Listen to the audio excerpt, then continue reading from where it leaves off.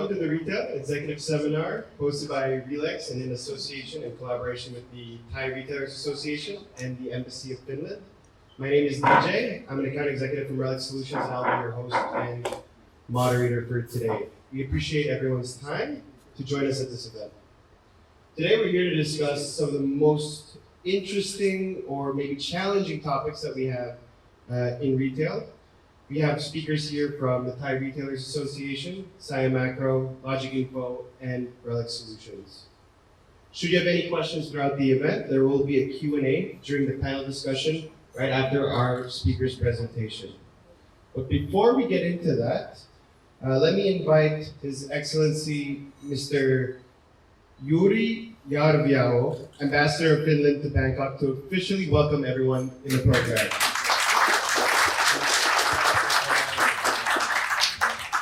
Thank you, and warmly welcome from our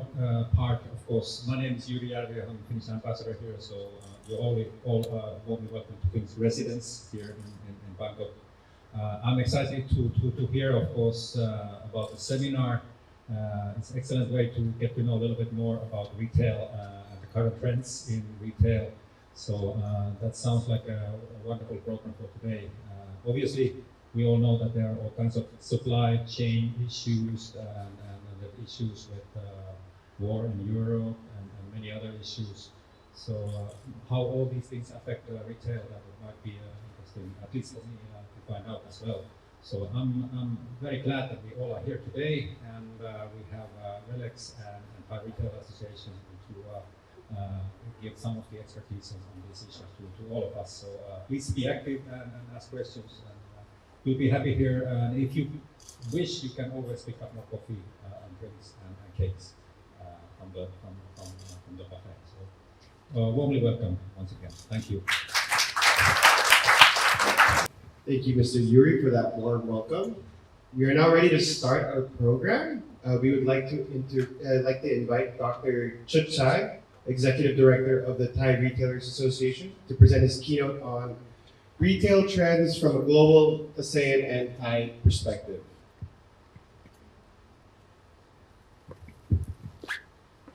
Thank you very much.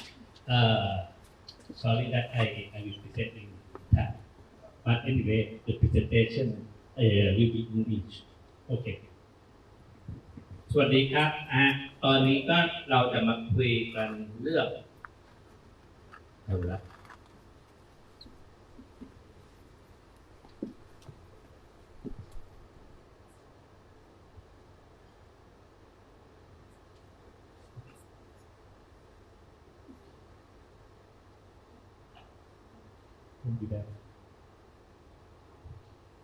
have to grapple with the technology.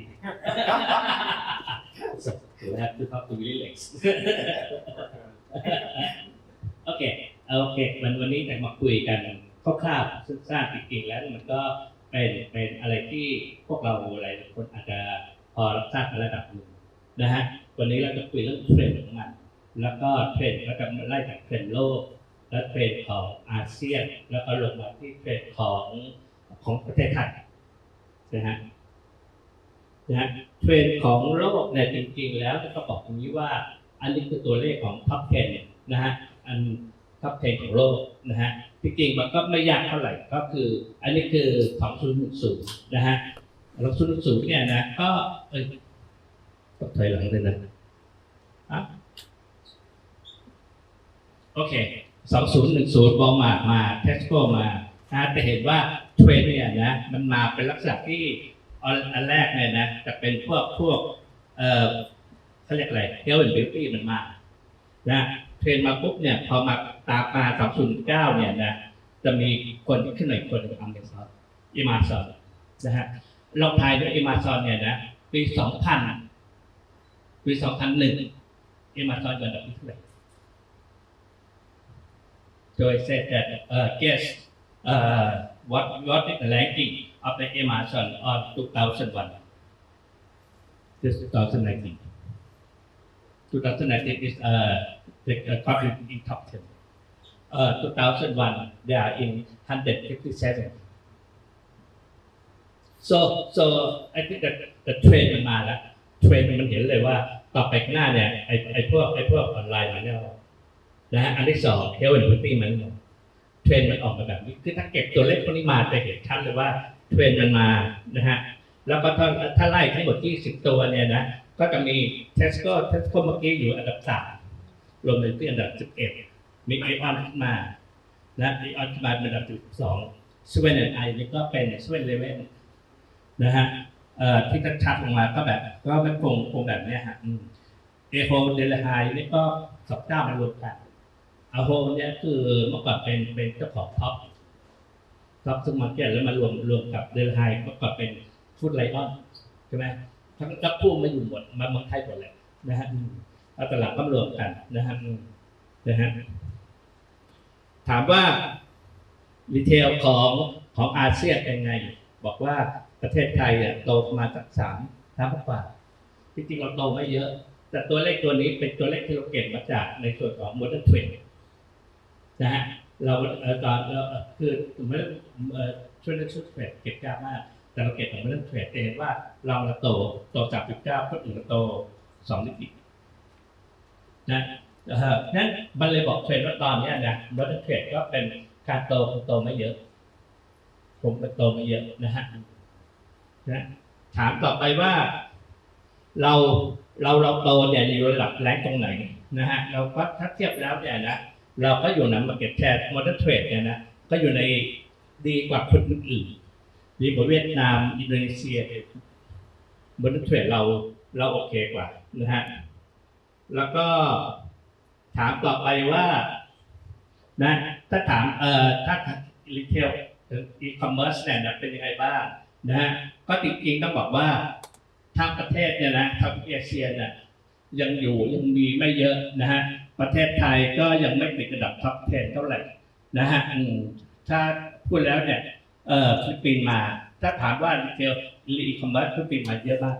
ฟิลิปปินส์แล้วก็อินเดียอินโดนีเซียมาเลเซียไทยแลนด์และอีคอมเมิร์ซประเทศไทยได้ 10%คราวนี้อันนี้คือเขาเทียบกับ Modern Trade นะถ้าเทียบกับ Traditional Trade เนี่ยนะก็ยังบอกว่าในส่วนของสมาคมเราเคยเก็บจากที่เราทำตัวเลขกันเลยเรียกว่าRetail Sentimental Index ดัชนีความเชื่อมั่นของค้าปลีกก็ทำทุกเดือนเราเคยเก็บมาถามว่ายอดขายของอีคอมเมิร์ซเราเท่าไหร่คือถ้าเป็นสายฟู้ดไม่ถึง 3% นะถ้าเป็นต่างจังหวัดเหลือ 1% ไม่ถึง 1% นะถ้าเป็นถ้ามองในอีกมุมมองคือถ้าถามว่ายอดขายที่มากกว่าใครเรียกกันมากกว่ามือตัวเลขออนไลน์จะมากกว่านะนั่นคือว่าตัวเลขออนไลน์มันจะเติบโตตามศักยภาพของบริษัทถ้าบริษัทเนี่ยมีศักยภาพโตระดับหนึ่งก็สามารถทำได้ใช่ไหมฮะผมเนี่ยไปวุ่นวายกับกรมประชาธุรกิจการค้าประจำนะฮะแล้วก็เขากำลังทำเรื่องอะไรสมาร์ทโทรป่วยอะไรเขาเนี่ยนะแล้วก็ไปเอาโทรป่วยมาผมบอกว่าขอโทษนะครับโทรป่วยวันนึงเนี่ยนะถือว่าขาย10,000นะปีนี้ขาย3,700นะฮะจริงๆโทรป่วยตัวเนี้ยกำไรก็พอปิด1% 1% เนี่ยเหลือเท่าไหร่3,700ก็เหลือ3,700แล้วไปลงทุนอะไรในพื้นที่ผมบอกว่าบางทีมันพวกนี้ก็บอกว่าภาครัฐเราก็ไร้เดียงสามันก็อยากจะบอกใช้คำว่าไร้เดียงสาเนาะคือถ้าคุณมีเงินเหลือไม่ถึงหลัก5 ล้านอัพคุณลงทุนกับปีนี้ไม่ได้ถ้าปีนี้ไม่ได้เงินคุณเป็น100-200ไปได้ใช่ไหมดังนั้นมันควรผมก็บอกว่าถ้าเขาอยากทำให้ไปหาพวกร้านโชว์หวยร้านขนาดสักกลางๆ500 ล้านอัพจะไปช่วยก็ได้มากกว่านะได้ขายวันละ 5,000 ไปทำไปนะฮะแล้วจริงๆต้องถามว่าถ้าแรงไปรีเทลอีคอมเมิร์ซจริงๆแล้วเนี่ยนะก็มีจีนนำนะฮะจีนนำอินโดนีเซียทำไมอินโดนีเซียเยอะเพราะว่าพาร์ทหนึ่งอินโดนีเซียเนี่ยมันเป็นเกาะนะคือ ก่อนทางซ้ายมือไปถึงขวามือเนี่ยนะก็ขนาดถามว่าระยะห่างกันเท่าไหร่คือห่างจาก LA ไปจนถึงนิวยอร์กนะก็ประมาณเรือประกาศชั่วโมงฉะนั้นก็พอมันห่างกันมากๆแล้วอีกมันก็ช่วยนะแต่บ้านเราคงถ้าตามผมบ้านเราไม่ติดทับเส้นเลยนะอีกอย่างหนึ่งตัวเลขตรงนี้นะเยอรมันก็ไม่มีนะฮะเพราะว่าก็ที่รู้มาเยอรมันเนี่ยนะก็คล้ายๆประเทศไทยคือว่าแค่ข้าวออกจากบ้านมันก็เจอร้านค้ามันก็ต้องใช้ออนไลน์มันก็เจอละนะก็คือรายการเยอะมากกว่านะฮะถามว่าโครงสร้างของค้าปลีกบ้านเราเป็นยังไงต้องบอกอย่างนี้ว่าโครงสร้างค้าปลีกบ้านเราแบ่งเป็น3 แถวแรกเลยพวกคนเทรดหรือพวกเราต้องแถวที่2คือprofessional ก็คือพวกคนแรกเขาค้าปลีกทอดนะก็คือตัวใหญ่ๆอย่างเช่นที่อุดรก็มีตั้งนี่สุดนะที่บนมียงสงวนพวกทางใต้มีสุภาชิพเนี่ยคือตัวใหญ่จังหวัดหนึ่งจะมีสักประมาณ5 ตัว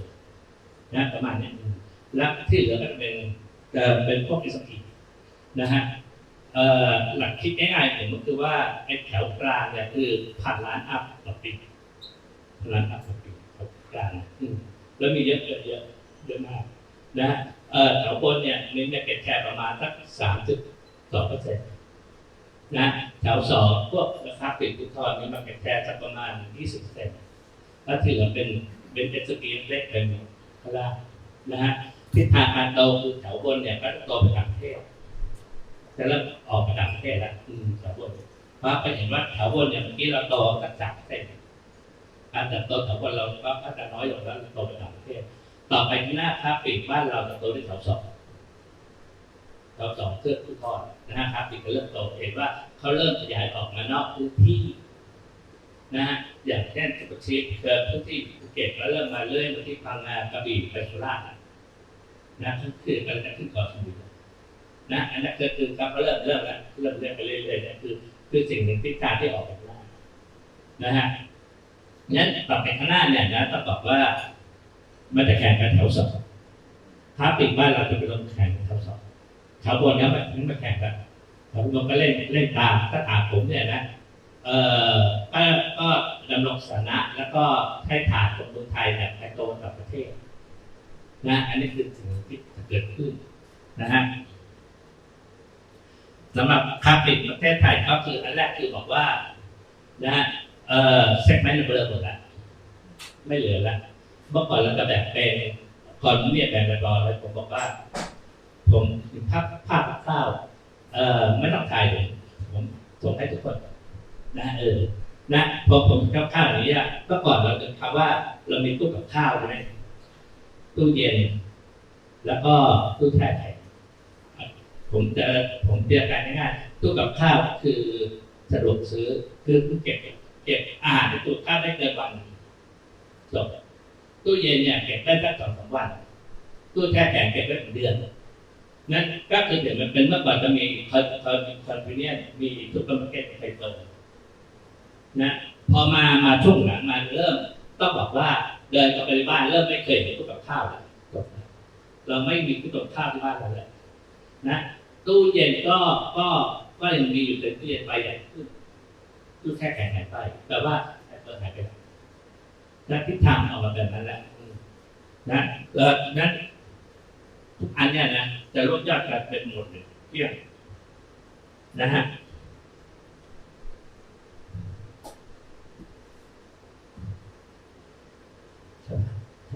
โอเคผมเคยเขียนไว้อันหนึ่งผมบอกว่าจบตำนานไฮประมาทไทยจบแล้วไฮประมาทไทยมันไม่เหลือแล้วเมื่อก่อนจะมีบิ๊กซีมีเทสโก้มีคาฟูมีตอนนั้นไอตัวไฮประมาทก็จะมีทั้งฟู้ดกับน้ำฟู้ดใช่ไหมตอนหลังพอบิ๊กซีนี่ก็ทางบีเจซีซื้อไปนะก็น้ำฟู้ดก็ค่อยหายไปนะเราทุกการกลายเป็นให้เป็นเช่าพื้นที่แทนนะมันเริ่มค่อยหายไปแม้ต่อไปข้างหน้าเนี่ยทิศทางของไฮเปอร์ในบ้านเราจะกลายเป็นช่วงเก็ตตัวพื้นที่เช่า นะฮะอันที่สองไอ้ส่วนที่เป็นพาร์ทที่เป็นพื้นที่นอนฟู้ดเนี่ยครับพวกนี้เนี่ยเขาก็จะบอกว่ามันซื้อขายได้ง่ายแต่ทางออนไลน์นะฮะนั่นคือพาร์ทหนึ่งที่มันเลยเกิดตัวนี้อยู่อันที่สองอีกอันหนึ่งนะฮะพวกแฟชั่นเนี่ยพวกเราจะต้องเป็น specialist มากขึ้นเพราะออนไลน์มันเป็นแมสแฟชั่นมันเป็นแมสนั้นแฟชั่นจะในสโตร์จะเป็น specialist มากขึ้นเพราะฉะนั้นไฮเปอร์หายไปแล้วนะคอมพิวเตอร์นะต้องบอกว่าเริ่มมองไม่เห็นแล้วตัวผู้แข่งตัวจริงคือใครนะผู้แข่งตัวจริงใครเราเริ่มมองไม่เห็นแล้วนะผมเคยถามนะฮะตอนไปได้ให้โทษทีให้ทีนี้ฟังนะพวกธนาคารถามว่าใครจะเป็นผู้แข่งคุณเขาก็บอกว่าคนนั้นผมบอกว่าไม่ใช่คนที่เป็นผู้แข่งคุณเนี่ยคือประธานซุปเปอร์มาร์เก็ตเพราะซุปเปอร์มาร์เก็ตมีวัตถุดิบครบคุณอยากได้อะไรคุณอยากได้หมูคุณอยากได้เนื้อคุณอยากได้ซูชิคุณมีหมดผมหาเชฟมาทำให้นะฮะคุณอยากกินบาร์บีคิวผมหากระทะบาร์บีคิวให้อีกอันนึงกินได้หมดเลยและคู่แข่งคุณเนี่ยคือซุปเปอร์มาร์เก็ตคู่แข่งคุณไม่ได้เป็นธนาคารเลยด้วยกันไม่ใช่นั่นคืออันหนึ่งที่ต้องบอกว่าต่อไปข้างหน้าต้องเริ่มดูว่าคู่แข่งเราเป็นใครนะฮะที่ผ่านมาเนี่ยต้องบอกว่าทุกคนมองข้ามน้ำส้มนะทุกคนมองข้ามน้ำส้มนะฮะเพราะรัฐบาลมันบอกว่าพี่แดงเนี่ยเป็นคู่แข่งทุกคนก็ไปเล่นไปลงทุนกับพี่แดงเนี่ยมองข้ามน้ำส้มแต่สุดท้ายหนึ่งที่จะเราต้องเริ่มแล้วบอกว่าผู้แข่งเราไม่อาจจะไม่ใช่ผู้แข่งที่อยู่สายงานเดียวกันอาจจะมาจากนอกสายงานเลยก็ได้นะฮะเหมือนอย่างเคสสองตอนนั้นตอนต้มยำกุ้งนะฮะเมื่อก่อนสมัยก่อนวันถ้าเป็นปีใหม่เราจะไปเยี่ยมไปเยี่ยมร้านค้าต่างๆเราจะซื้ออะไรไปให้ไหมฮะปากกาแคปเปอร์ปากกาคัตเตอร์ใช่ไหมพอต้มยำกุ้งมาเนี่ยแคปเปอร์หายคัตเตอร์หายการได้อะไรซื้อเป็นกระเช้าที่บาสเกตนะผมไปคุยกับพวกคัตเตอร์แคปเปอร์ได้บอกว่าเขาไม่เคยคิดเลยไอ้กิฟต์บาสเกตเป็นผู้แข่งนั้นอย่าลืมว่าผู้แข่งจะมาจากนอกสายงานนะฮะนะไซซิ่งเริ่มคิดใหม่แล้วนะไอ้ที่ไซส์ใหญ่ไฮเปอร์ประมาณ10,000แล้วเริ่มก็กดลงไอ้พวกที่ไซส์เล็กขนาด700เราไปเริ่มใหญ่ขึ้นต้องเริ่มคิดกันใหม่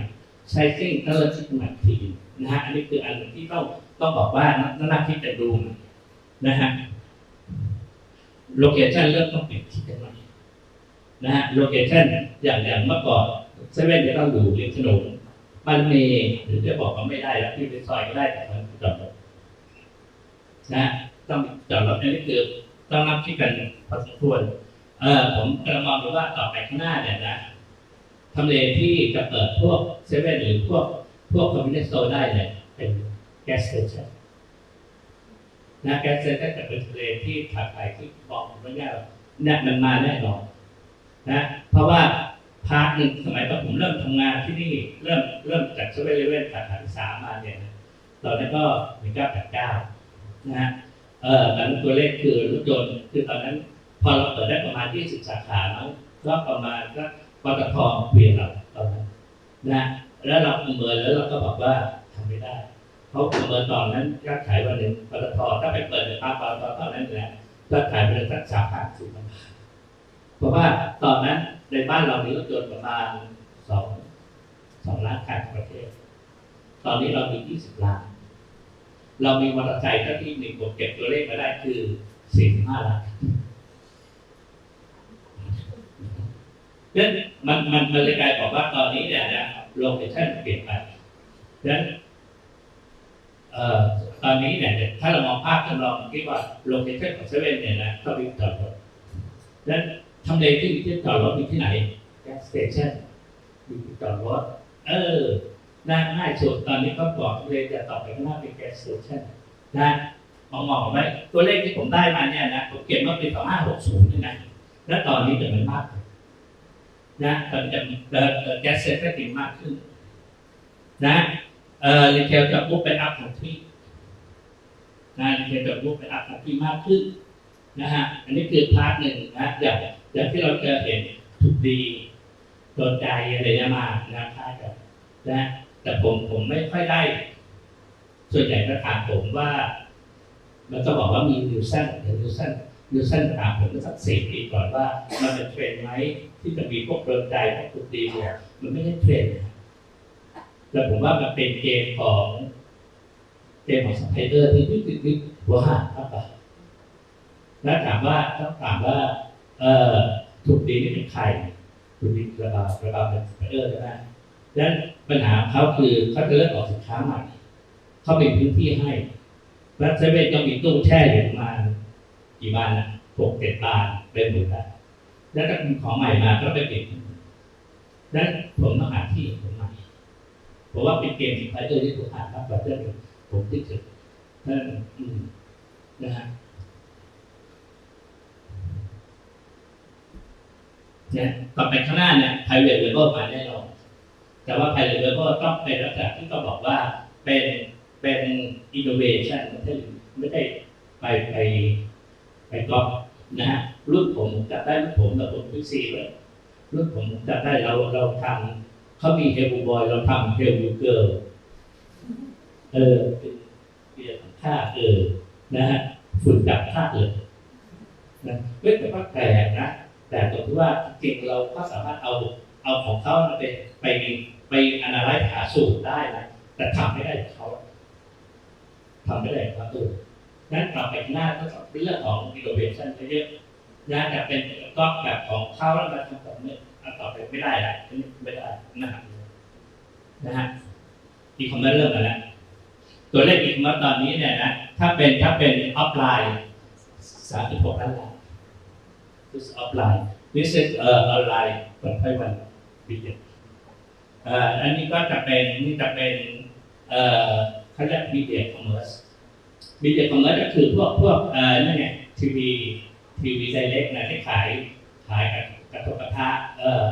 พุดดี้อะไรนะฮะส่วนใหญ่กลุ่มนี้ก็จะเป็นพวกคนสูงอายุใช่ไหมนั่งเปิดดูทีวีไม่ใหญ่ถึงนะนั่งเปิดดูทีวีนะฮะแต่ว่าโทรศัพท์กดไปกดมาเลยนะวันนี้แกสั่งเลยแต่ว่าทำไม่ได้มาเก็ตชิ้นกดไปกดมาต่อกับเด็ดทิ้งนะช่วงหลังเนี่ยแกก็เริ่มทำจากให้ดีนะโทรจากแล้วเข้ามาส่งแกบอกว่าแกไม่ได้ทำไอ้ลูกนะผมบอกต่อเรื่องแม่ชื่อแม่ขึ้นแบ็คลิสต์เลย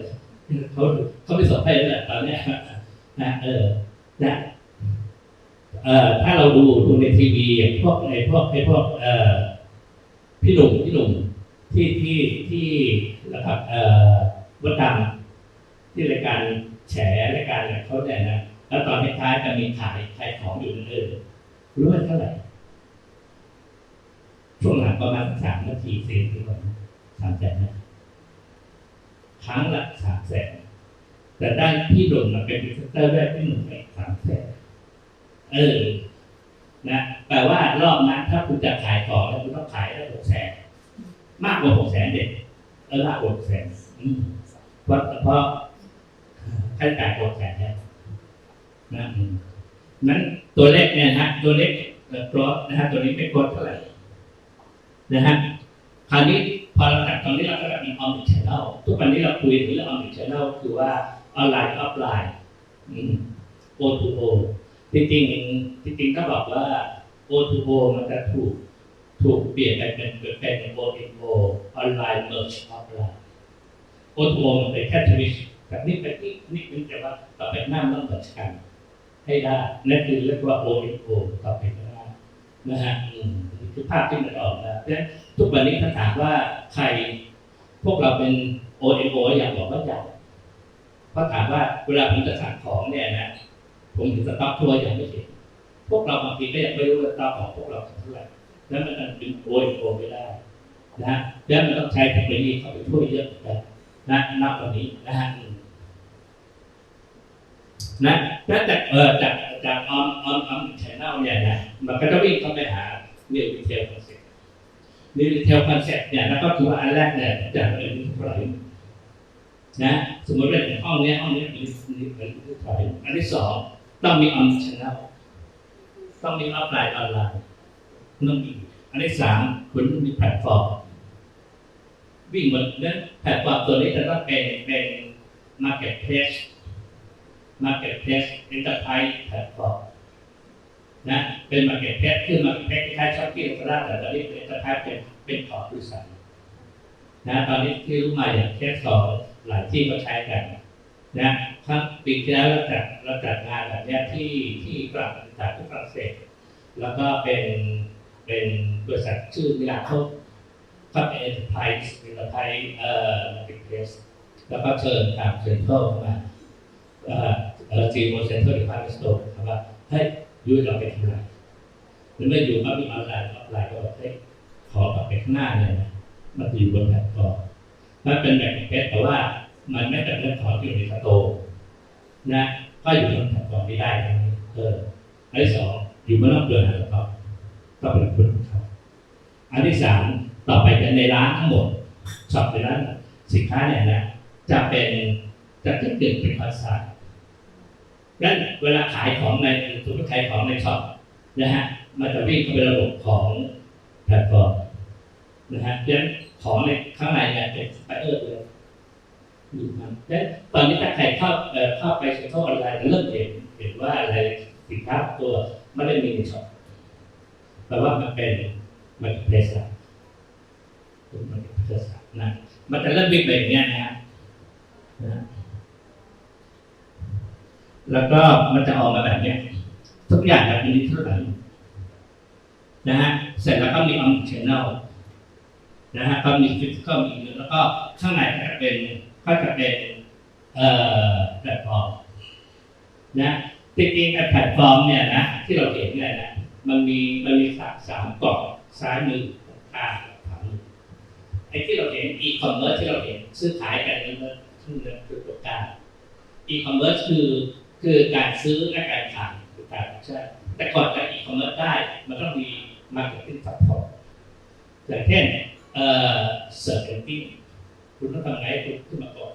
คุณจะต้องมีเรื่อง marketing support อะไรบ้างฝั่งนี้กับขวามือก็จะเป็นเรื่องของ payment เรื่อง logistics เรื่อง fulfillment นั้นจริงๆถ้าบอกว่าเราใช้ได้นะฮะเราอ่านจากสองข้างเมื่อไหร่ต่างๆตอนนี้ก็เขามี payment เขาแล้วใช่ไหมเขามี payment Shopee payment เรียบร้อยนะเขามี logistics เองนะfulfillment เขาฝั่งขวามือเนี่ย marketing support เขามีเขาแล้วตอนนี้เขาหากินจากของข้างนั่นคือวิธีคิดที่เราเมื่อก่อนเราคิดว่ามันหากินจากแค่เอาของไปซื้อขายได้เป็นเปอร์เซ็นต์ต่างๆมันเอาจากข้างนะฮะอันนี้คือวิธีหากินนะฮะแต่พวกนี้เป็นพวกที่อยู่บนแพลตฟอร์มนะฮะนั้นเราจะวิ่งไปถึงโน้นเลยนะตอนนี้ AI มาหมดทุกอย่างจะเป็นเรื่องของ AI หมดทุกอย่างจะมี Smart Miller นะฮะเมื่อก่อนเคยบรรยายให้กับไทยการเมนต์ Association นะฮะแล้วก็เขาบอกว่าเขาไม่กลัวเพราะยังไงเสื้อผ้าเรานะพอเจอ Smart Miller เนี่ยสรุปเลยนะแล้วตอนนี้ Smart Miller มันไม่ได้อยู่แค่เป็นแบบนี้นะมันไปอยู่มือถือเรานะเมื่อก่อนเจอของ Chanel ลิปสติกแต่ว่าเป็นสีแล้วก็เทสได้ไงลิปสติกมันใช้สีใหญ่นะแล้วก็เรากดปุ๊บเนี่ยนะหน้าจอเรากดสีนี้ปุ๊บอ่านออกเลยเพราะฉะนั้นเทสเตอร์เราใช้เรานั้นตอนนี้จบเลยคนนี้เราทุกอย่างเป็น AI นะฮะนะก็ประชุ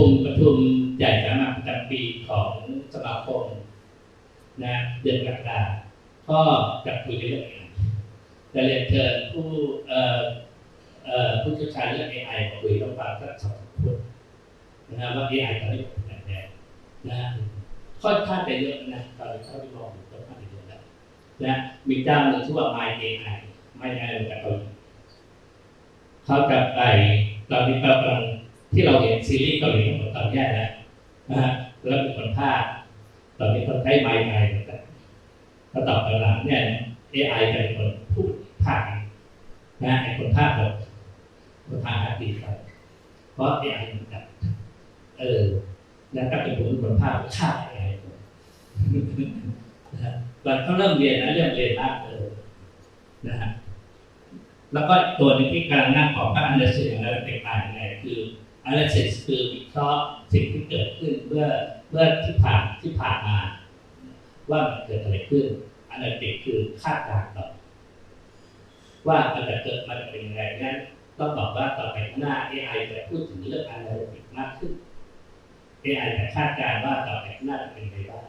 นั่นคือสิ่ง AI จะทำนะฮะต่อไปข้างหน้าเนี่ยนะจะเริ่มนะออนไลน์ออฟไลน์จะเริ่มเข้าหากันสร้างสปีดมากขึ้นนะฮะมีคนถามผมบอกว่าต่อไปข้างหน้าช้อปปิ้งมอลล์เป็นไงบ้างผมบอกว่าช้อปปิ้งมอลล์จะเป็นโฟร์เพลสจากที่บ้านที่สี่บ้านแรกคือเพรสซูลิสเพรสซูลิสเพรสเวิร์เพรสเพย์เพรสซูบิไมเซลต่อไปหน้าศูนย์การค้าจะเป็นคอมมูนิตี้ที่เป็นไม่ใช่คอมมูนิตี้มอลแบบพวกเราแต่คอมมูนิตี้คือสังคมของฉันยกอย่างง่ายๆไอ้ตึกตรงโรงสันติโรงเก่าเห็นไหมนะผมเคยตั้งโจทย์ว่ามันควรจะเป็นอะไรนะตอนนี้เป็นทำเป็นอะไรไม่รู้นะตรงนั้นผมบอกว่ามันไม่ตอบโจทย์เพราะว่าด้านซ้ายมือสิงห์ธานีเซ็นทรัลเพิ่มเดินรุ่งจันทร์สิลมเนี่ยพื้นที่มันขายประมาณแค่ไม่ถึง1 ตารางเมตรนะฝั่งซ้ายมือเนี่ยนะเซ็นทรัลสิงห์กำลังมาข้างหลังคุณเนี่ยระยะข้างหลังถัดไปคือคอมเพล็กซ์นะขวามือก็ล่างเป็นสัญญาณวิทาวมองไปข้างหน้าเป็นเซ็นทรัลเป็นอะไรถามประตูคุณบอกถ้าถามผมเนี่ยนะผมจะทำตึกแยกเป็นตึกสิว LGBTQ ตึกนี้เป็นที่หมายว่าคนพวกนี้จะเข้ามาด้วยความสุขนี่คือที่ชั้นเพรสเวิร์กเพรสลีฟเพรสเพลย์เพรสไบเซลต่อไปหน้าเป็นแบบนี้และผมเลยเริ่มเข้าใจว่าทำไมเซ็นทรัลศูนย์การค้าเซ็นทรัลไหนต้องเปลี่ยนฟรอนต์ต้องเปลี่ยนชื่อ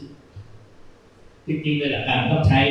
ฟรอนต์กับชื่อเดียวกันเพื่อให้มันสตรองเขาเริ่มเปลี่ยนแต่ละที่ต้องเปลี่ยนฟรอนต์นะเซ็นทรัลศรีราชาเซ็นทรัลพัทยา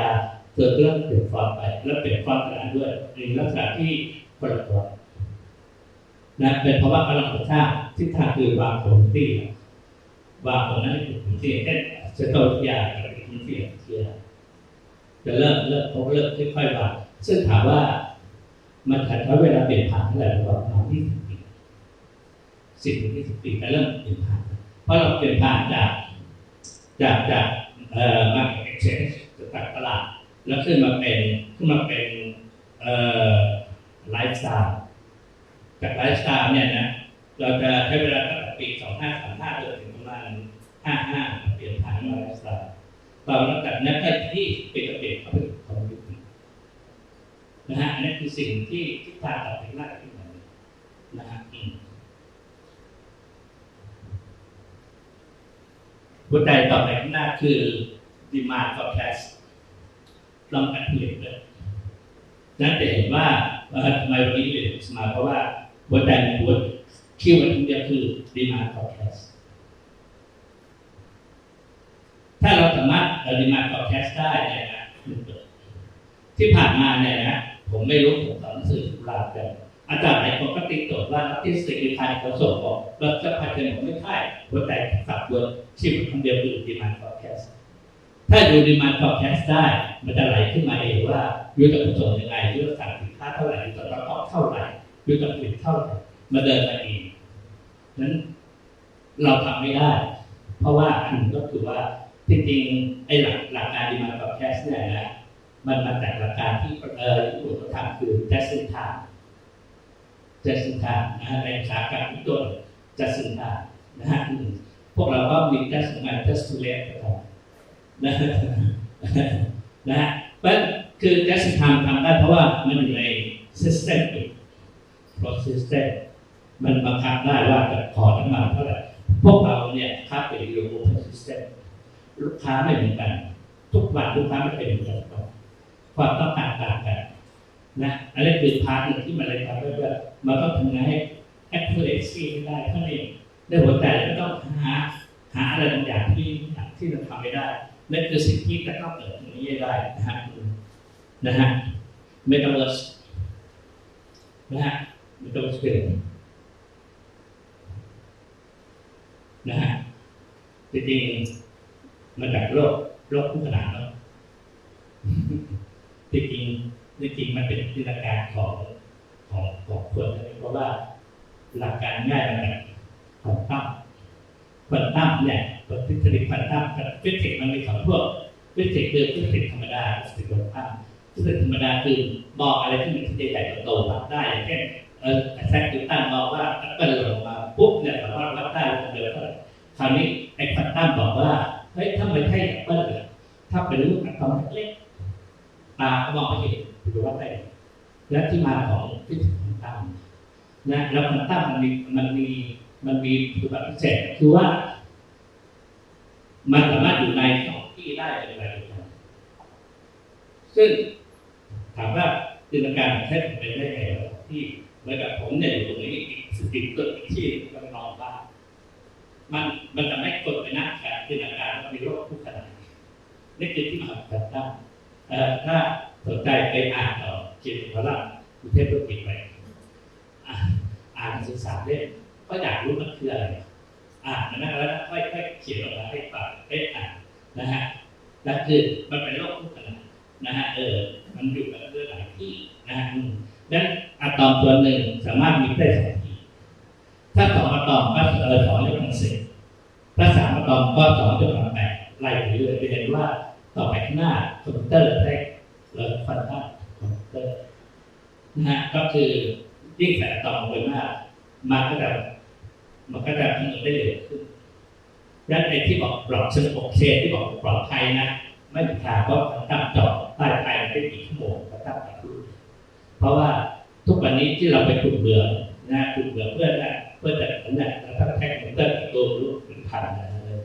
นะฮะตั้งตัวเดียวก็คือสิ่งต่อไปนะมันก็จะได้นะฮะเมตาเวิร์สนี่คืออะไรเมตาเวิร์สคือเสียงการง่ายออฟไลน์ของออนไลน์ถ้าเราเอาลูกค้าไปหาที่ร้านเราไม่ได้ทำยังไงเอาร้านเราไปหาลูกค้าใช่ไหมฮะเรียนการง่ายเอาร้านเราไปหาลูกค้าคือเอาร้านเราเนี่ยนะไปอยู่บนออนไลน์แล้วหาลูกค้าแล้วลูกค้าเดินเข้าไปในออนไลน์เนี่ยนะก็จะเปรียบเสมือนว่าเดินเข้ามาในช็อปนี่คือภาพที่เขามองเราไปข้างหน้าเป็นตัวนะฮะนั่นคืออันที่ภาพไปเฉยๆความรู้เฉยๆนะฮะโอเคครับจบใครเป็นขา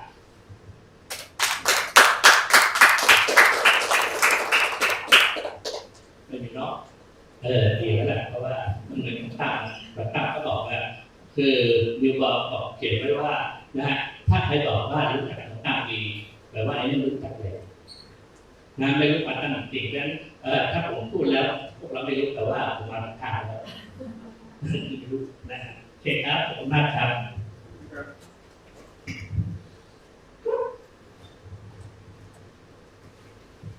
Thank you, Dr. Chachai, for that insightful presentation. We'd like to invite our next speaker, Mr. David Matter, Head of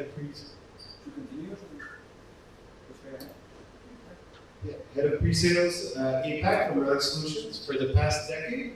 David has been working with some of the largest retailers, wholesalers, and FMCG companies across various subject matter areas. He is currently heading the pre-sales team at Relax across Asia Pacific and is based in Singapore. Thank you very much. Hi everybody. It's quite exciting for me to speak here. I have to say, I've got a warm feeling inside. It's not just because of the 4 coffees I've had by now, but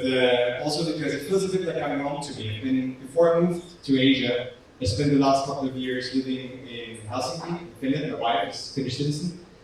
So yeah, it's quite a bit of a coming home. And there's not much time probably to connect a lot with Finnish culture, giving you some Finnish stories. But if there's only one thing you take away, I can suggest maybe I'm not sure if you've heard of it, the Finnish word sisu. Sisu is a word that's quite strong for spirit, perseverance, quite strong will, we would say. It's also the name of a truck company in Finland. But most importantly, it's a very brief word, so it's easy to remember, because most other Finnish words are quite complicated, so I recommend that one.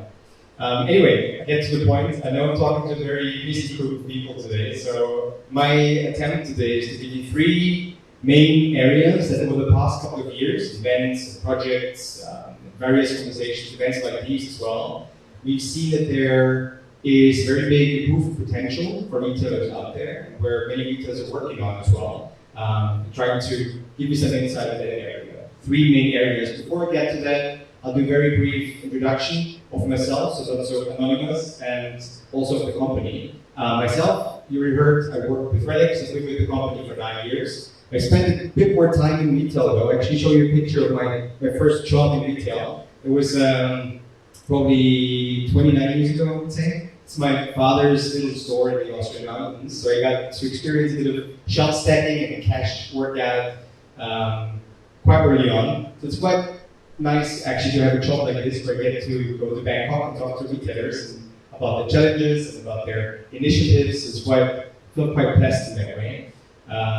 And yeah, enough about me. I'll go to a few more words about the company. I've learned not to assume that everybody knows who Relics actually is. So give you a few words about our little company. We are in our core a Finnish software company. We have roughly 2,000 employees all over the world now. The last couple of years we spent quite a bit of focus growing here in Asia. We have now an office in Bangkok with I think a bit more than 10 employees. We just started it last year. It is our intent to grow and focus on local language and local requirements. Headquarters in Singapore with a couple more than that, I think 30, 40 people. We're growing also in China, we're growing in Japan. So we're quite focused actually on growth in Asia with the first couple of companies and customers also here in Thailand. Apart from that, we've been around for 18 years now. Short of, I think, roughly 400 clients, mostly retail, wholesale, and CPG. You see some of the logos. We work with some bigger companies like Aldi or Ediga that you've seen earlier on the list as well. Before I came to Finland, to Asia from Finland, I was working actually mostly in the German-speaking area, so working with the likes of Aldi and Ediga beforehand. But we also work with smaller companies. Some of our first customers and smaller distributors all over Europe and the world. We work in 4 main solution areas. We do supply chain, workforce, space optimization, microspace optimization, and promotion optimization. Those 4 areas, it sounds quite distinct, but something that we've been trying to communicate and work on with retailers for the last, since I joined actually, before that already, is what we call unified retail planning. So the idea of trying to break down silos within the supply chain, but also between those different functional areas. Trying to work together with the supply chain in Asia via review processes of assortment when it comes to peak event planning and many, many other things. It's a functional thing, it's also a process thing, trying to make different areas within each other work together. Yeah, so much about Relics. Questions, of course, always welcome also afterwards. I'll get into the first topic. Now, of course, I'm a bit at a disadvantage that I don't speak the local language. I don't know what Dr. Chatterjee was talking about, so I hope I don't contradict him. We'll see. The actually first topic I'd like to get into is a bit similar thing to what I saw, talking about growth, and you'll see where I'm getting at. Overall, and I'd like to start with a positive note, because many of these topics and presentations, when you go to Interact and look actually at all the topics that you had during the event this year, are starting with quite negative points. A lot about supply chain disruptions and inflation, and I have to say I'll also get into that a bit in my other topics, but I'd like to start a bit more positive at least with the growth. And you've seen that there is substantial growth here in the Thai retail market. You've seen it's a bit different to other markets in Southeast Asia. I think roughly expected to be between 4 to 5%, depending on what numbers you look at. This is quite different to, for instance, Germany, where I come from, where over the last 20 years, the number has been closer to 0.5%. There's a different type of growth and a different type of attempting to increase your profit by, for instance, in Germany, we were looking at efficiencies, where here, how do you harness the growth is a different topic. The growth, if you read reports from Thai national banks and similar, mainly comes from GDP growth, it comes from the return of tourism, which I think is expected to be back to pre-COVID levels 2024, I think next year. So quite back to before. But it's also new concepts, new store models, and it's also to some degree, and here's where we're getting into, e-commerce. E-commerce growth, we heard quite a bit about that. On the right, I have a chart that's from Home Street Research that shows from January 2020 all the way to May 2022, the monthly percentage growth rate of internet and mail orders. So we had, on average, about 150% in some months. I think it was Lotus that reported in the newspapers 400% year-on-year growth in some of the months. So it's quite substantial. Obviously, going back to pre-COVID levels, now I think we're roughly 30%, and as you've seen also in the presentation before, expected to maybe be around 13% and something going forward. Important always to keep in mind when we look at those numbers, as on the left side, that the overall size of the, compared to brick and mortar, is still relatively small, right? So we're talking about expected to be in 2025, $35 billion US, I think, of the e-commerce market in Thailand. So not huge, nevertheless, actually quite substantial, but compared to overall, not the biggest share yet. However, if you look at the corporate strategy of almost every retailer in Thailand, I did that yesterday, sat down, I looked at the corporate strategy of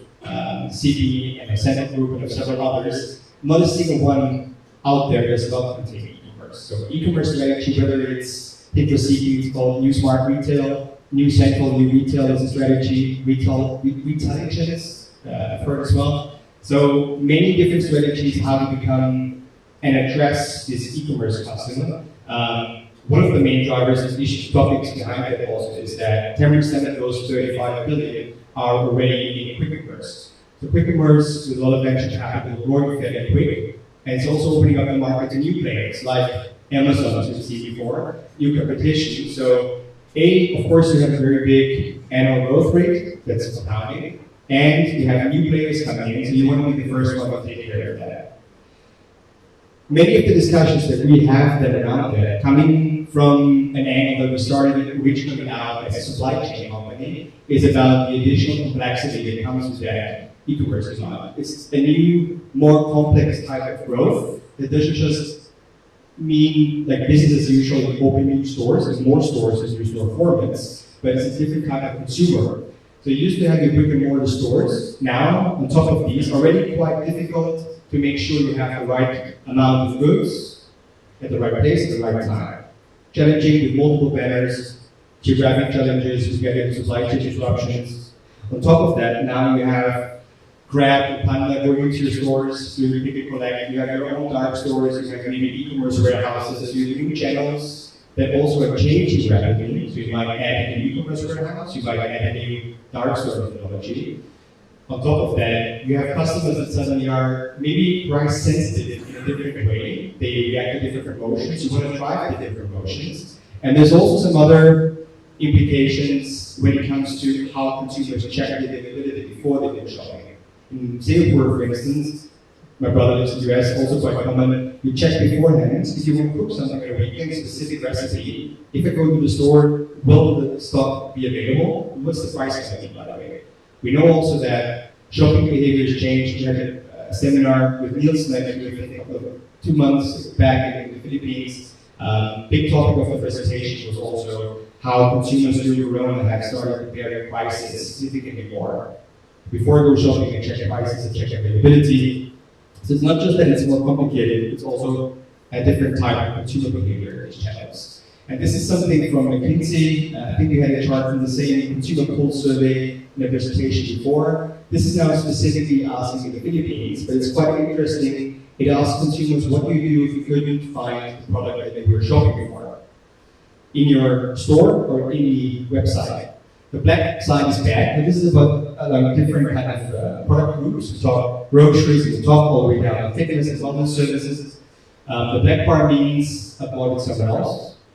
At the very right side, the dark blue means I didn't buy it at all. So 50%, what we call the substitution factor, right? 50% of the times people buy something else, 50% they don't buy it, but they buy something else, which is exactly what we want. This is a number we've been working with for a couple of years, assuming 50% of the time stock hurts us, but it's different from industry and country, and there's a notion out there that this is changing. So by checking beforehand whether what I want is available, and knowing that 10% of e-commerce already is quick commerce, it's very easy if something is not available, but a consumer will just not wait, but get it somewhere else. And maybe take the whole basket somewhere else. So making a point here that we believe stockouts are going to hurt you more in the future than they did in the past. So I talked a bit about the challenges. What is our perspective around that? There's three areas that we try to emphasize when we talk about this new type of growth and more complicated type of growth. Number one, we believe it's going to be more important to anticipate demand, plan demand in every channel separately. If we do this now for a couple of years, we have yet to meet a company who already had a system in place to do this. But most companies, because this is fairly new, and those are new strategies, actually planning and taking into account the specific, for instance, price sensitivity or promotions for your e-commerce customers is a fairly new concept. This is something we try to establish in many projects that we do. We think this is something that's going to be more and more important in the future. The second thing is about stock optimization. This is something we've also been talking about for many years as a company. We don't usually go out and say, oh, you need to do forecasts. This is not true. There's a lot of other stuff connected to it. Specifically, when you talk about quick commerce, particularly or e-commerce, concrete example, there is a concept called ring fencing that basically tries to address scarcity situations, which will also be there in the future, even with very optimal planning, and making the decision, if I have limited stock available, how do I make sure I reduce the cost as much as possible when I do that? Do I allocate it to my e-commerce channel, in my dark stores, or in my normal stores? How much of the stock do I need to protect to make sure the stock either doesn't hurt me at all or hurts me as little as possible? So stock optimization around this new omnichannel growth is something we believe are methodologies and processes that need to be established more and more going forward. And number three is something that has been close to my heart for many years as a company as well. It's about visibility. The majority of companies that we start talking with do not really have a very granular measurement yet of what their supply chain performance KPIs are, for instance. But there is often some reviews of availability, maybe reviews of certain logistic cost aspects, but often it's done in very, let's say, weekly, monthly intervals. We believe that with a more and quicker change to the base, it becomes more important to quicker, more accurately, more granular ways to measure your KPIs. Specifically, in our case, this example of your supply chain. So getting more up-to-date, quicker response if the availability in certain channels is going out, for instance, so that you can react. If this is something that's interesting, having a QR code, it's hard to scan it from a distance, but we're going to set up that slide afterwards. You heard about delegates before, I think also. We did a project on omnichannel as well with our delegates in the US. And NRF did a joint presentation alongside the omnichannel journey. So video, if you want to hear more about that topic. I mentioned that in the beginning, I don't just want to talk about improvement potentials, but also about measurability and the great value connected to things. So we always try to not just say abstract improvement potentials, but also kind of mention some numbers, because the question comes up sometimes. I made it very, I know if somebody has an accounting background, it might get a heart attack. This is just a simplified example of talking about an element of a business case. But for instance, if you are a typical retailer, say $1 billion US revenue, and you have a stock out rate of 5%, and you manage, which is, based on our experience, fairly low compared to many retailers here. You have some retailers where it's about 20% in convenience, in APAC. Even if you just manage to improve it by 2% at the stores, 1% at the warehouse, assuming e-commerce demand. If you take away the substitution factor, if you take away the cost of goods sold, the annual benefit can be about $60 million US, the profit increase. So we think there's a very substantial business case. And I also had some examples of customers in France, in the Nordics, in Germany, that had systems in place already, but they managed to harness these additional values, additional efficiencies by, for instance, adding additional custom capabilities. That was the first topic. The second topic is usually when we talk about something like availability, the first thing that comes up is that, well, what can I do about availability? My suppliers can deliver. So it's more about the fill rate than what I can do. If I think back this year at NRF, I spent 3 days standing in our booth, and every time I'm going to take a buy, the first question was, what's your main challenge? What's the biggest thing that you would like us to help with? And in 2 out of 3 cases, the answer was supply fill rate. How can I make sure my suppliers deliver better? So it's a very, very prominent topic. Just to hammer home that point, I've brought a few examples with me. The first one was something that was discussed quite a bit at the event I just mentioned in the Philippines, where now meat is, onions are more expensive than meat currently. There's been a significant shortage of onions. It's a first time ever kind of event, and it's still ongoing. This was in March, the first time, and I think this is a new wave of onion shortage yet again. One different example, for instance, in Singapore, we had too many eggs. 250,000 eggs was thrown away to protect the prices of eggs, which is very different than just going back to my previous markets, Germany, where most retailers, Edeka, who someone mentioned earlier, told us they have huge issues getting eggs. So they only order eggs to get half of what they order initially. It's very different kind of depending on where we are in the global effect. And other examples like Thailand, increased risk of floods, which also will bring about disruptions. So as mentioned, I had to talk again about disruptions. I don't want to give you a lecture about the bullwhip effect. I know that you're all more than familiar with this already. I just want to open up a little bit the background that there is obviously many key drivers. One driver, planning based is bad numbers. The onion example is something where the agriculture in the Philippines made the statement, they don't know how much to grow. It's not, we could grow more onions, we just don't know how much are needed. And at the same time, we also got feedback in Thailand from retailers telling us that we wish that the farmers tell us they don't know how much to grow. It's a very similar issue. Sharing information with your suppliers, with your farmers, and work right at that level. Could be one issue. Second issue, we know about exchange rates, has been in the Philippines also a big topic that you similar like but then you goes down by on additional stock, and then you might have it for a longer time, because it is quite difficult assessing total cost of ownership of the prices of the supplier. What does it cost? Something sticks around for several months or half a year, for instance. Planning in silos, this is an example from an Indonesian retailer that I talked to. This is a store, backroom storage. When we asked them about the background of this situation, they explained to us that there's completely separate incentives between the warehouse and the stores. The warehouse are incentivized based on discounts. They will buy a lot of goods, get a big discount, get a big bonus, and then they push it to the stores. And in the stores, they sell those, you don't know where to stuff. So, again, can be a driver of the bullwhip effect, but then there's other reasons like assortment decisions, changing to certain products, hoarding behavior in franchise. If the stores are creating prices to buy more, that kind of visibility. So the reason why I'm talking about this is because I try to make the point that this is a very complex situation, and I'm not going to go out and tell you all you need to do is forecast, so you should solve, but then it's a way more complicated issue to address. And one of the foundations that we believe are quite important to fix or work on fixing this issue is something that we've been doing for 18 years now, I suppose. So when we started this company, or when the founders started this company,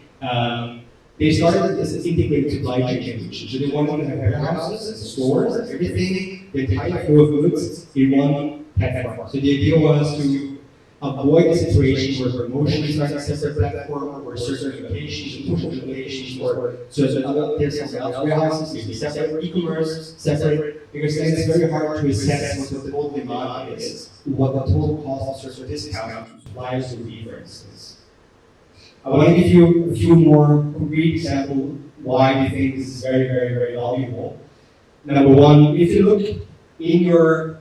planning behavior, or end-to-end, so take into account everything, all the sorting inventory, all uplift for promotions and so on. it's easier for you to say, when, for instance, you do get this offer from a supplier, how much inventory do you currently have in my full supply chain, and how long will I have this additional inventory that I will get due to the supplier discount? So you can make better decisions about the cost associated when you buy something, for instance. Second example is that it helps you to give systematic information to your suppliers. So we just heard also earlier, potential increase in private label brands. Typically when we talk about private label increase, also means stronger partnership requirements with your suppliers because of production planning, because of long-term planning. With this trend, it becomes more important to share reliable long-term plans. And we believe reliable long-term plans come also again from the end-to-end perspective. So you need to take into account, for instance, if you have stock run coming up and you want to smoothen out the peaks, you will pull certain shipments several weeks earlier, you need to inform the suppliers about that. But it's also about having this kind of information in your end-to-end planning. If you change something here, what does it mean back here for your strategic suppliers? And I'll give you one more example. Multiple suppliers, changing between suppliers. There are some retailers also here we talk with in Asia that already do multiple supplier changes for fresh, for instance, combine different suppliers, quite common. However, many companies also stick to one supplier only still. In some cases, it's a strategy. In other cases, it's just a lack of processes and feature support, for instance. So having the ability to switch between different suppliers. It comes a little bit back to this example. If you have one strategic supplier, likely you will get very good prices. The different, more maybe convenient equipment supplier might be more expensive. But if you can look at your supply chain from an end-to-end perspective, from a digital twin, if you want to use a different marketing word, for instance, it's easy to say, is it worth it? So can I pay more, or is the stock out going to be more expensive? So I'm not saying that this is like the gold bullet, all these kind of an end-to-end platform, but I think many solutions have to build on something like that, the full visibility. So supply disruptions. And so don't just bring numbers from other studies, we also do our own studies. We have the supplier collaboration report. This is the one for 2023 that we just published in March. Again, QR code sends out, it's interesting to you. We asked many suppliers about what kind of data do you get from your retailers, how do you collaborate. 78% of suppliers that we asked already receive some sort of planning data. So it's not a new concept to share data, we don't say that. But 26% say, only 26% that the data is easily accessible. Right? So most retailers get probably Excel sheets, emails from multiple customers, very hard to actually use this in the planning process. 87% of suppliers wish to collaborate more. There is an urge and a will to collaborate more with your customers, but only that's actually the probably most interesting number. Only 4% say that they have any sort of system support. But it's mostly emails and Excel sheets, which makes it quite hard to build a proper strategic partnership if you want to exchange KPIs, comments, and build a joint process. Okay, getting to my final topic. Now we have a situation, top availability, supply disruptions, no more, ideally. But still there's competition out there. We're not the only ones. So the question becomes, how do we beat the competition to the customer? And now again, overlapping a little bit with what you heard probably before, estimating how the buying behavior of consumers is changing. If you look at external data, it's quite hard. I added consumer confidence index to the Thai Chamber of Commerce, which is going down because household debt is going up. So we know that there is more negative outlook toward the future, but it's actually quite hard to estimate what does that mean. Will this mean, like we heard from Nielsen in the presentation today, that customers shift to more private label brands, to cheaper products? I did some research beforehand because I wanted to see what data is out there. For instance, here, U.S. Department of Commerce is doing advisory for companies trying to enter the Thai market. They say Thai consumers are extremely price sensitive. They will always buy the cheap product. And then there's opposing Postal Consulting Group, different report, stating that Thai consumers, yet Southeast Asian consumers are price sensitive, but people in Thailand will pay extra for their favorite brand. So they will pay more for the brands if it's their favorite brand, for instance. So the point I'm trying to make is I think it's very hard to go from external data and actually make decisions about how do you best address your consumers. We believe that the actual truth most likely is to find within your data, within how your consumers buy, and with your big data set, your past promotions. And we've been doing this for a while now, investigating, analyzing promotions of retail partners. One thing we found, and it's something that it's also not new. My first project maybe 8-9 years ago with Redx, we already had this topic that we discussed with retailers. Are your promotions even working at all? Because we see many that don't have any uplift. Lately, with some of this research up, we can say that up to 1 in 3 promotions are unprofitable, we believe. On top of that, we think that up to 1 in 3 promotions is not profitable. It also doesn't even grow any sales. It doesn't have any effect whatsoever. Might be somewhere in the back of the flyer, doesn't actually do much.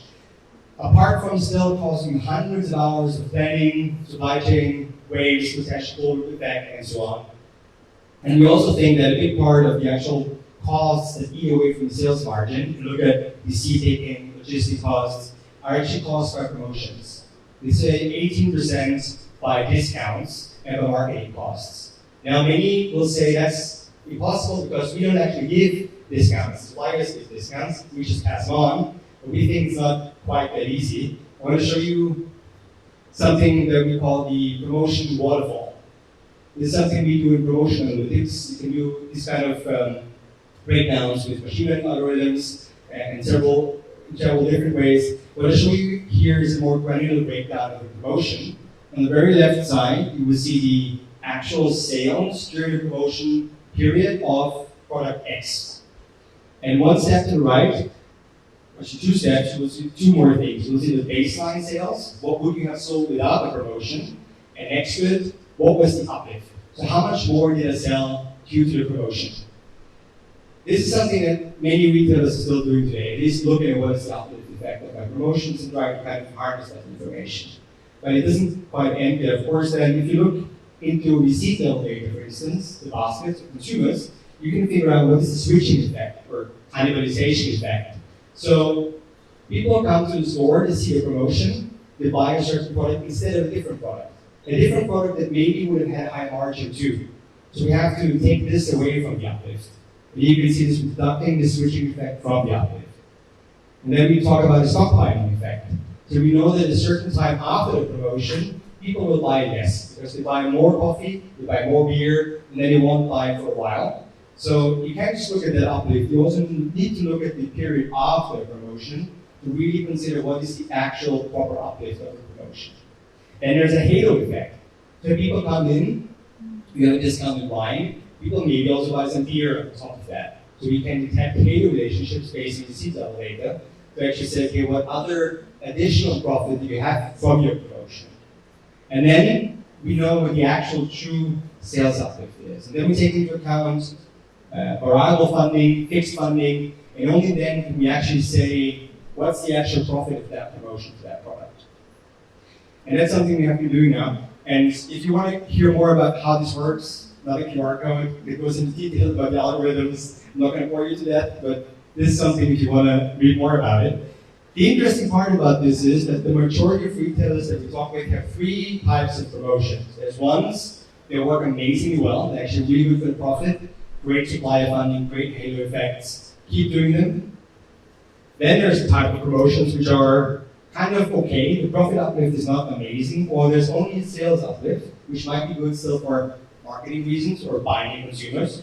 But these can be improved. In many cases, just adjusting discount levels, adjusting how you do the promotion is our hypothesis here. You can already increase and get them profitable. So without major changes in your promotion strategy. But the most important thing, and it's something when I first looked at some of the data sets that we had, it was quite amazing to me, that there's for most actually a really big part of promotions that we think hurt your margin and actually are negative profit impact. We don't suggest now that every retailer goes out and cuts half of their promotions suddenly, but we suggest that you might want to start somewhere down there, cutting some promotions out, because promotions have overhead in planning, in collaborations, in the impact also in supply chain. Here coming from a supply chain background. But that's kind of what we propose. And coming now close to the loop to what I said in the beginning as well,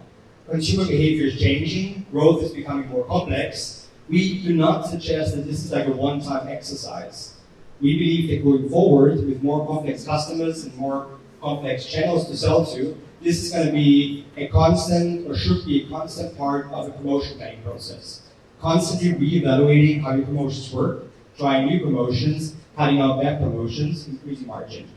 And then this way, if you try new things that work well, finding new consumers and beating competition again.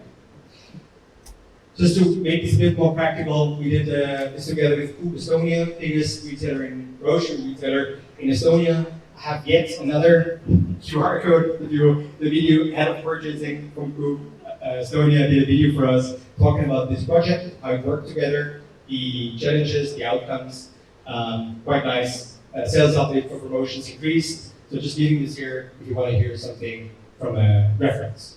Yeah, that's it from my side. If you are interested in this and you want to talk about measuring value, business cases, and some of these elements, very happy to talk more. I'm going to be walking around here. Thank you.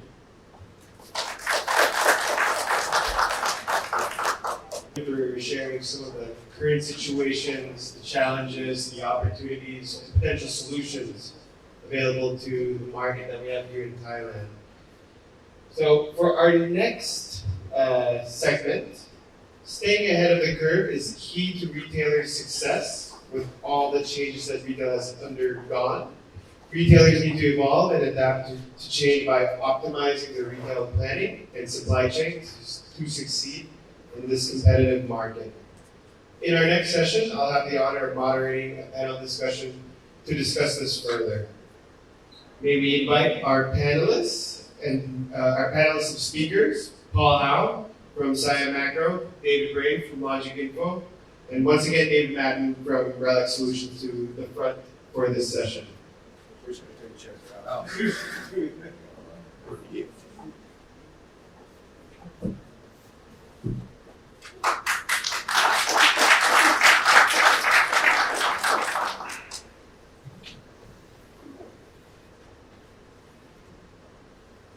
I'm going to do a brief introduction of the panelists here that haven't spoken yet, but I'll also ask you folks to give a brief introduction yourself.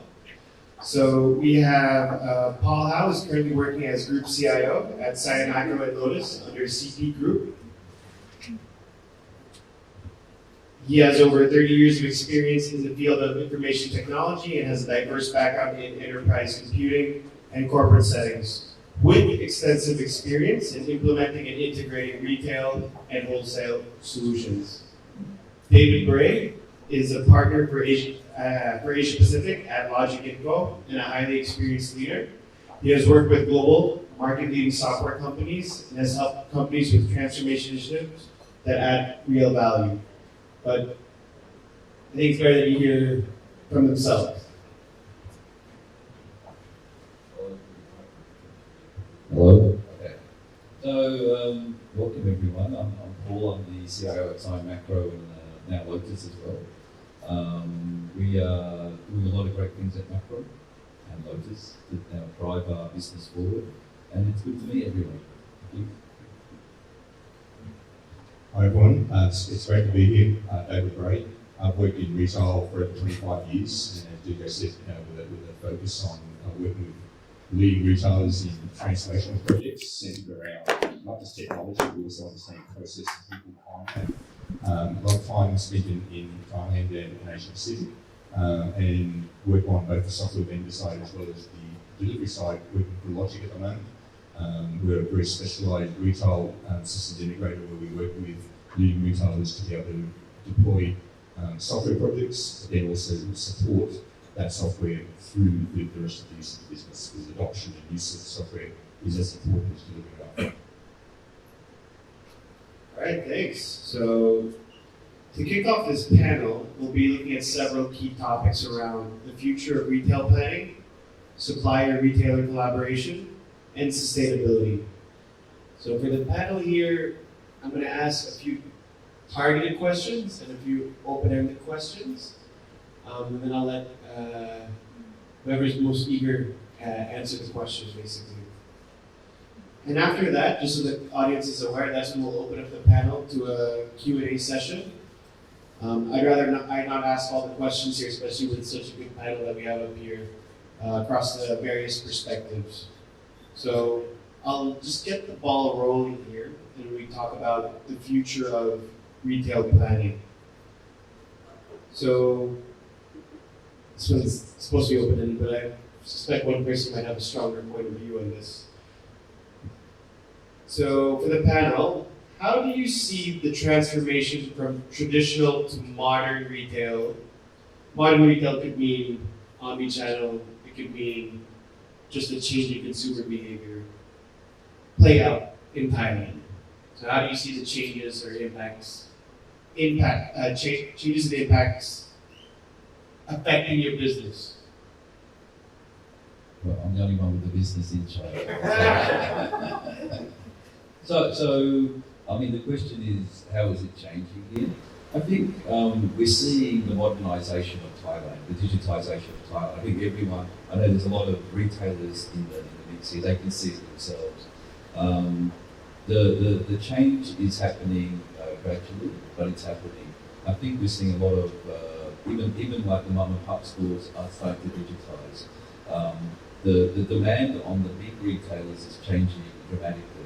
The expectation from our consumers is that they get stock on time, they get a good experience in the store, we understand them, we personalise to them. I think the Thai consumer is changing to hit their expectation. I think I came here 10 years ago, and it was a very different world back then. You know, e-commerce was little bit. Now it's gone up a lot, and you know, some companies are doing 30% of their online, their income's online. And you know, that's the change we're seeing. And I think it's important to understand that if we have that change, our processes and our systems need to keep up with all of that. Awesome, thanks, Paul. Dave, maybe you have some insight here working across different retailers in Thailand. Have you noticed any changes over the couple of years? Yeah, I think like Paul said is correct. The challenge is that the consumers for a while have been moving faster than the retailers and have adopted digital technology a lot faster. And so the real challenge for retailers in this market, and really any market, is how do I actually move faster and try to keep up with these consumers and actually understand what they're wanting to do and how they want to engage with me, whether it's on the device, in the store, on the computer, whatever way they want, whether I want to buy today or next week. And the challenge for the retailer is how do I be agile enough to be able to change my internal process to be able to align to deliver against that consumer expectation. Awesome, thanks for that. And to follow up there, we talk about the future of Thai retail. Do you think the role of brick and mortar is the same post-COVID, or do you have an opinion that the role of brick and mortar has changed post-COVID? Anyone? I'll start since I've got the mic. I think bricks and mortar now, in terms of the post-COVID world, can actually be a tactical advantage if you use it correctly. So fundamentally, there are stores out there, and if you can actually change the way that your stores are engaging with those consumers, things like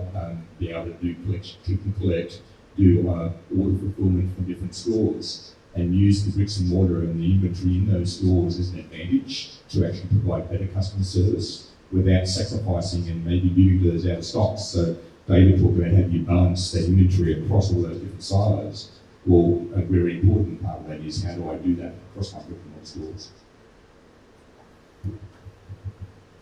I think so. There's a story that just a couple of weeks ago we were visiting a retailer in Malaysia. We saw that they're establishing dark stores within the stores, very big store concept. So they reserve some of the area just for picking and shipping. And we saw a situation there which is growing so quick that they completely ran out of space, and now they had to move the whole dark store to a different, bigger store with more space. I mean, that means a lot of change management, of moving people and changing it. So I think just from that perspective, right, what does that mean for that specific in these stores? The layout, the people, the process that happen in the store. I think it has changed, and I think it will change more. But I think it's also a question that everybody can ask ourselves: how do you change how you buy? For myself, yes. So after Corona, I noticed certain different patterns of changing availability, checking availability and prices. I think it's true for many people. So I think buying, the buying behavior has changed. Yes. And with the buying behavior changing and kind of like the landscape going through this shift, whether you can call it organic or inorganic, what impact do you think this has on the supply chain? Do you think that this has created a situation where you need to change? Or has the change in consumer behavior not really changed very much from a supplier DC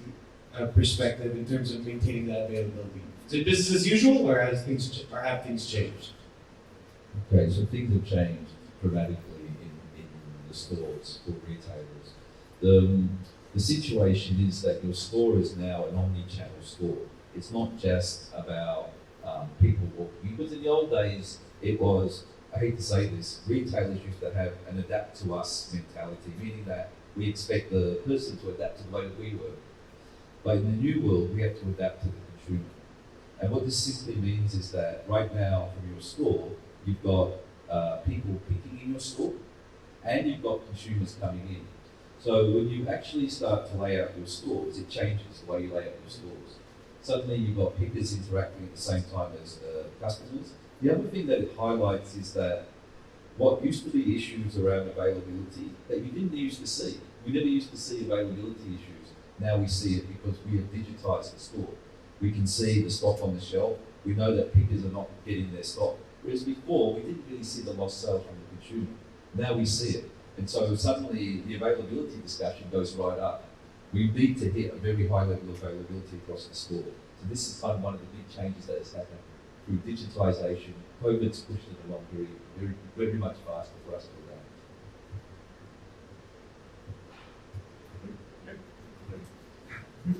I have a follow-up question to that. So, Paul, what impact has technology had on improving your availability and your forecasting ability? And what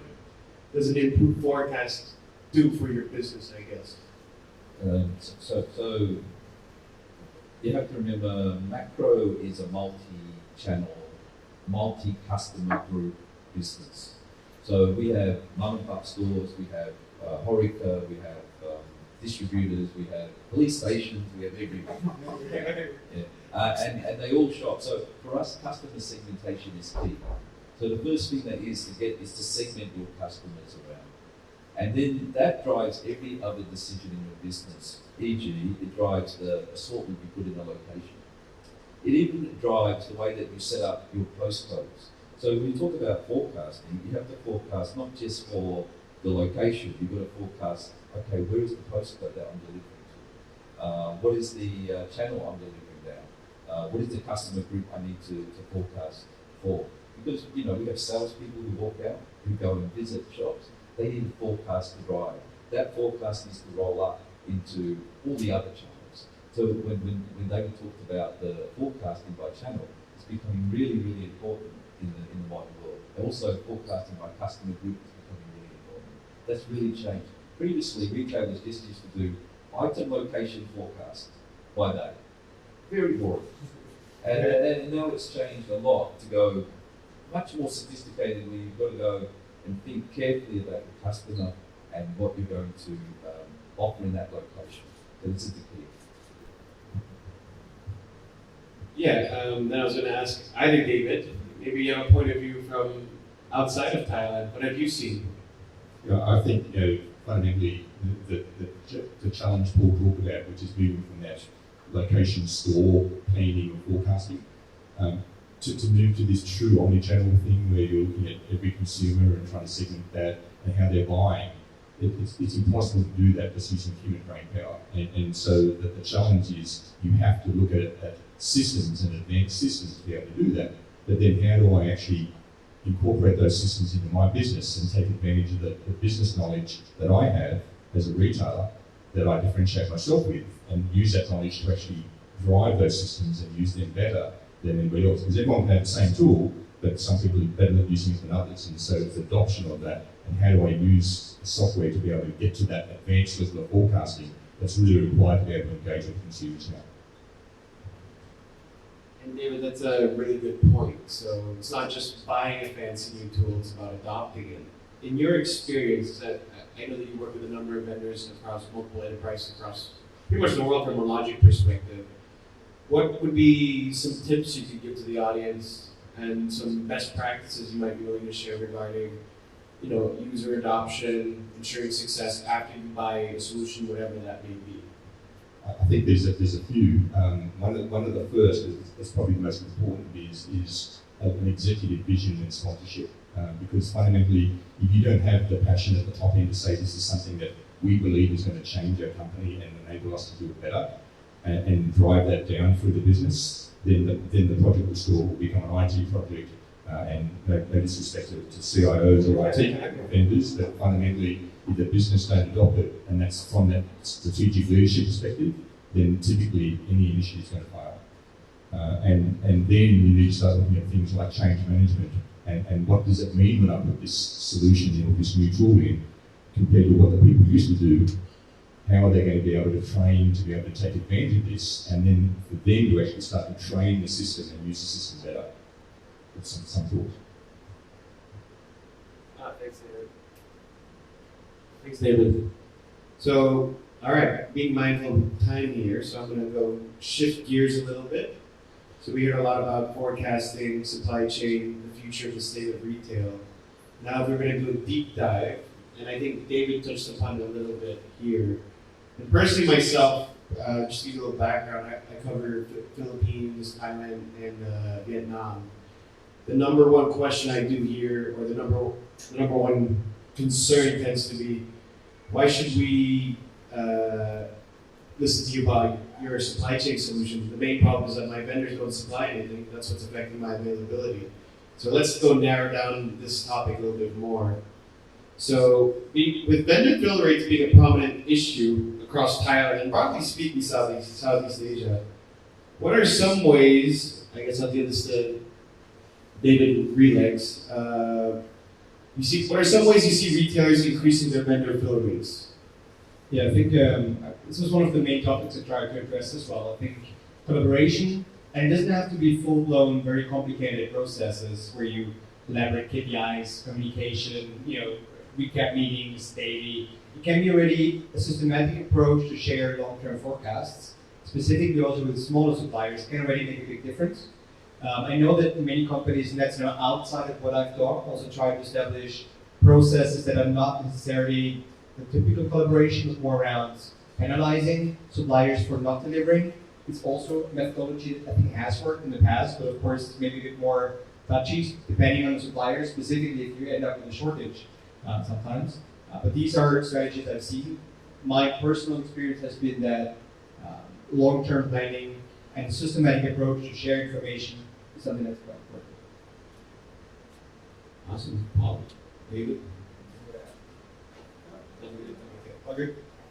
Cool. So now changing gears, just so I want to cover the wide breadth of experience in the audience here. Paul had mentioned that availability has been a really bubbling topic, whereas maybe in the past it really wasn't a major concern. So we've talked a lot about supply chain from a supplier, distributor, and store perspective. Just want to shift gears here and talk a little bit more micro and macro, no pun intended, Paul. Basically, what I want to ask the panel here is from a space perspective, when I say space, just so the audience knows, I'm talking about using your floor plans and your planograms. Does that have an impact on availability whatsoever? I think everyone knows it does. So think about it as a simple example. You go into a store. We have the stock in the back room, but we don't have it on the floor. And this is what everyone here has experienced. We know this. Now, if you use planogramming correctly, you can basically make sure you have enough supply on the store for at least 1 full days or 2 full days of people coming in to get the stock. This is kind of the aim. The old days of retailing, we used to sell the space. Everyone remembers that. We used to sell the space. We sell the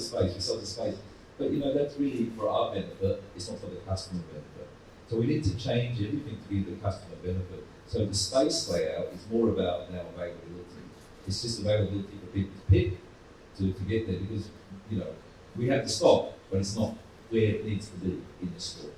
So this is kind of the big part about where planogramming is changing. I think it's really important to understand that the decisions that are being made, especially around things like assortments, will have a dramatic impact on availability because if there's decisions being made in terms of shelf layout and removing facings, or adding facings, adding a product or deleting a product, if you don't link that back into what you're doing from a supply chain planning perspective, then you're going to drive availability and out of stock straight away. Because if you're adding new products in and the supply chain planning team aren't aware that this product is now to the shelves in enough advance time, then you're probably going to run out of stock at some point very soon. The same as if you're doing promotional end caps and those type of things. How do you tie all those different activities you're doing in the store back to the supply chain planning process so you ensure that you've got extra stock coming when it needs, but then you also tail off the orders if you're turning off the promotion or the end cap or removing the facings or removing the assortment. The quick addition, this is something we've been talking about before I moved away from Turkey. Quite a number of retailers. If you change your assortment, if you change your planograms, how can you make sure that at the right time you have not just the right amount of goods, but also the people that stack those shelves? So you do that, you have a minor major review, you change all your facings, all of a sudden you have a significant increased demand, you have an increased capacity requirement.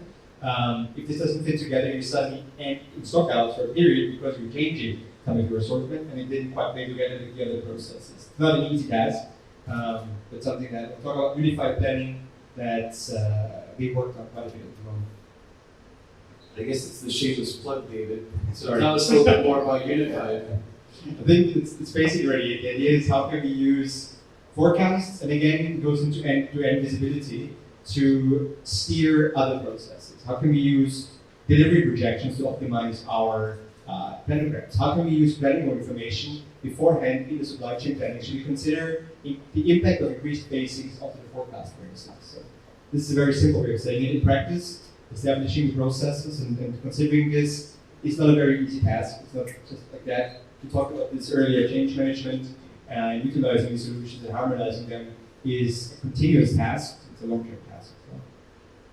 Yeah, awesome. So, changing gears again, as we talk through another pressing topic in retail, I want to touch upon sustainability for a minute here.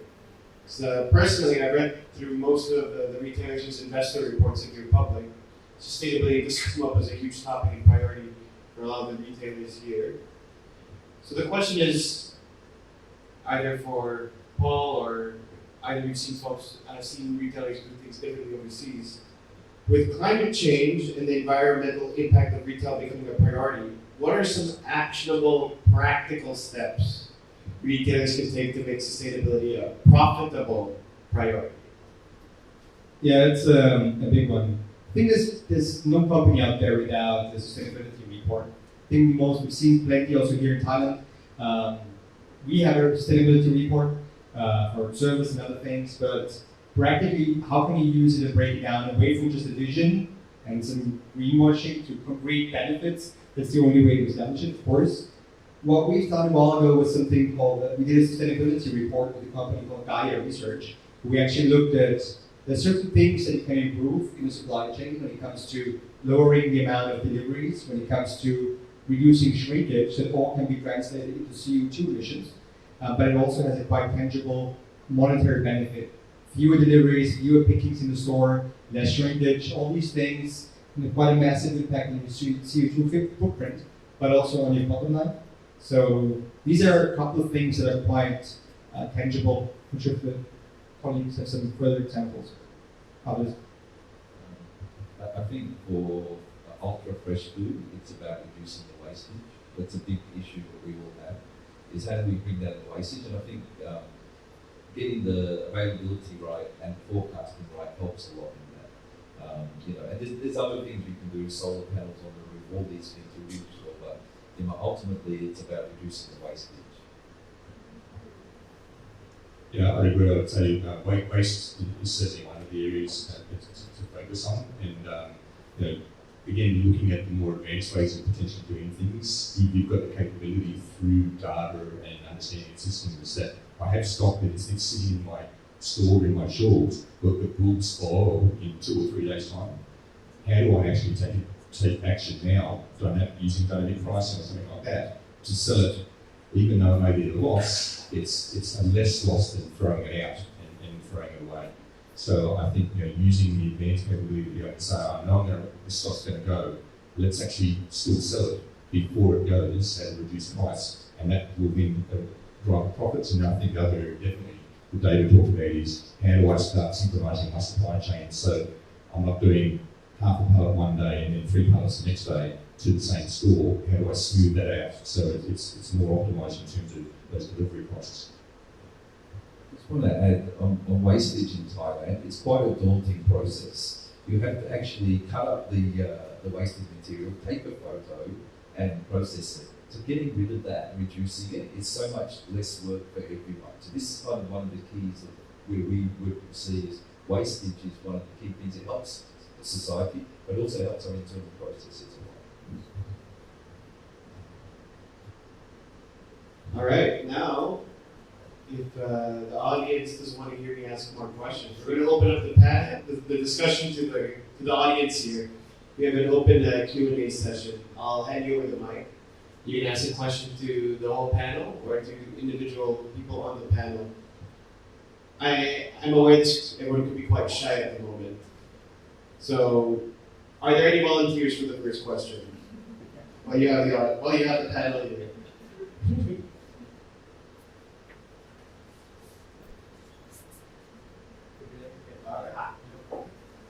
All right, we have Kunapa. Learn here from Central Food. So probably a question to Mr. Paul. I heard that it's going to be pretty challenging process after you have experience with Relax. How it would be good that to learn more about your visions, right? Like where you want to be from Relax implementation, where are we now, and what is the kind of the challenge that we face? Thank you. So we don't really normally talk about the software as such. We talk about the process. So currently we're doing an end-to-end process in our business. So we see ourselves doing a transformation right now, and Relax is part of that. So I can't talk about Relax as a self, but in terms of the overall process, everything I've said already, the planogramming process, the customer segmentation process, the forecasting process, it all builds together. And it's hard to say it's an individual piece. Bottom line, it's going okay, no issue. But we see it as an end-to-end process. It's really the transformation of the supply chain and everything in our business. Does that answer it? Maybe offline.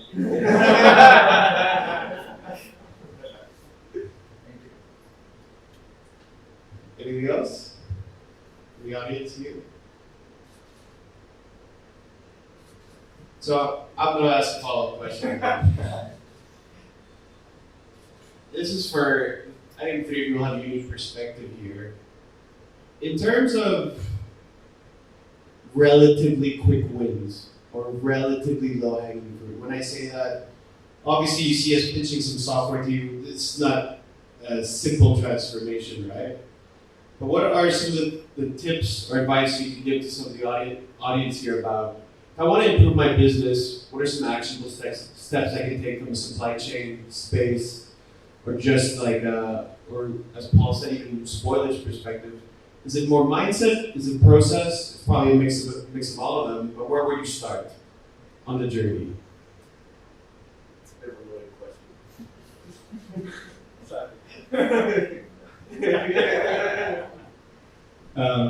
That's a good question. It's a long question. There's many things. There's one thing that really has the first couple of implementation projects I was a part of, and I've touched on it, seen maybe that it's quite an emotional thing, because I saw there are so many promotions out there that make so much so complicated in the implementation, in forecasting, in the supply chain planning. When it comes to logistics, extra delivery, there's so much connected to it. If there's actually a big share of those that have no profit impact or hurt your business, whoa, that's something we need to talk about. So now that we, as a company, get more and more into promotion planning, I find this fascinating. I'm not saying this is the lowest hanging fruit and the easiest thing. You notice politics, supplier relations, much connected to it, so it's not just like stop doing stuff. But that's something that has lately fascinated me. It's something where I think there's quite some benefits out there. That's a hard answer. I think from experience, you look at quick wins from doing a project. Typically, from what I've seen in my experience with companies that adopt supply chain solutions, is there's pretty much an immediate impact on the amount of inventory that's in the actual business. Because all of a sudden, the system is actually saying you're buying too much. And so there can be very quick reduction in terms of the amount of inventory that's being held, but then also a decrease in out of stock, because all of a sudden you're buying more of the right item and less of the wrong item. So the projects can have that benefit in terms of quick win very quickly within a couple of months, just based upon that change in buying pattern. And the buyers start to panic because it's not suggesting I order anything, well, it's because you've always been ordering too much. And so that's the quick win, I think, is something that instead to look at from using a supply chain solution with a very dramatic effect. I'm gonna shut up in a second. Just one more thing. This is repeating also something I said, talking about quick wins. Again, visibility and actually opening eyes to the granular measurement of KPIs. I think Paul mentioned something similar as well. I think actually knowing how well you're doing is so important and often overlooked. Often when we start projects, we start measuring weekly and send reports, send it to everybody. And sometimes it's eye-opening for some people in the company how well some things work and others maybe don't. That's something I think that going forward can be very quick win, because it's very hard to improve if you do not know where you're doing well, where you're not doing well. It's very simple. So I've got the same philosophy. I think the people who know me is KPI driven. You pick the KPI and the quick wins will come. If your KPI is availability, you'll find the quick win. If your KPI is forecast accuracy, you'll find the quick win. I think you have to start with the KPI. And taking a step back and trying to narrow this down a bit to Thailand, I think Paul and David Gray would have a lot of insight on this topic. So in Thailand, when you go through, it doesn't have to be supply chain, just a major transformation of any sort in an enterprise, what would you advise another organization in order to ensure that the project and the transformation has a higher likelihood for success? Well, I mean, definitely it's the business alignment. You can't run these projects as IT only or half have interest from the business. It must be business driven. So if you're doing supply chain, it needs to be led by the business team, not by the IT team. So it's about bringing the two groups together and moving us along. I agree. It comes back to what I said before about executive sponsorship and that drive as to why we're going to do this. I think the other thing is, again, coming back to that change management perspective, is how do we bring these people on the journey and enable them to be able to use the outputs of this system in a different way compared to what they've done in their role previously.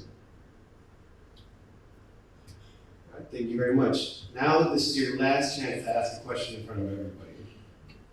No takers. All right. If you need to talk to Paul privately, you can also approach him after the session.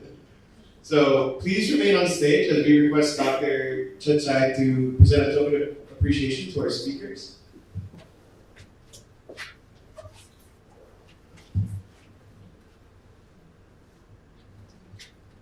Get that?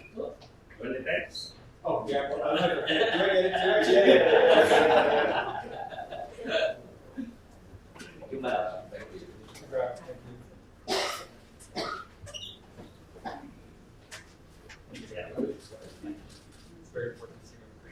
We'd also like to present a token of appreciation to Ambassador Yuri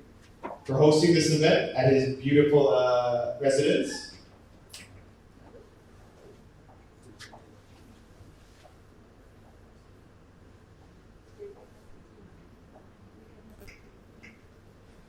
Kimo, I'll give you the representative.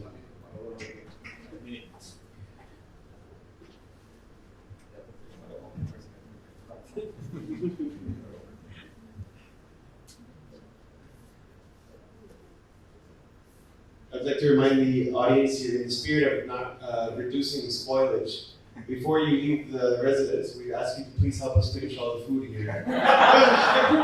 Do the right thing.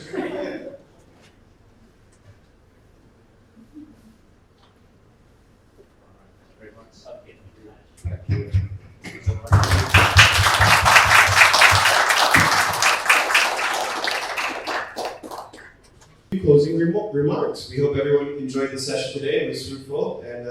feel free to reach out to us if you have any questions after the event. Thank you very much for everyone. Thank you for the panel discussion.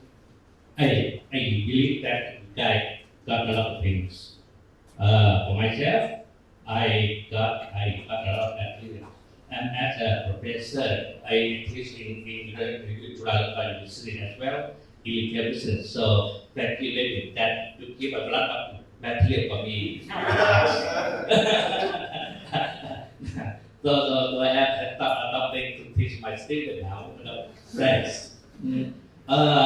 Relax. I think that you guys, I try to understand how relax, and I think that you guys itself individually is not. It's nothing, but you support the others to let the other work well like a process. So I would like to represent that if we have the number 1, 2, 3, 4, 5, it just like a zero. If the zero is at the front of the other number, it means nothing. But if the zero go to back of the number, it magnitude. The other, so it means that electrical magnitude of the process. So to try to think about that itself, there's nothing, but there's a magnitude, the other process, and align everything together. That I try to understand this way. So thank you much for all the audience. On behalf of the Thai Film Association, we try to bring this kind of events to you guys. Last year we have one event. It's called it's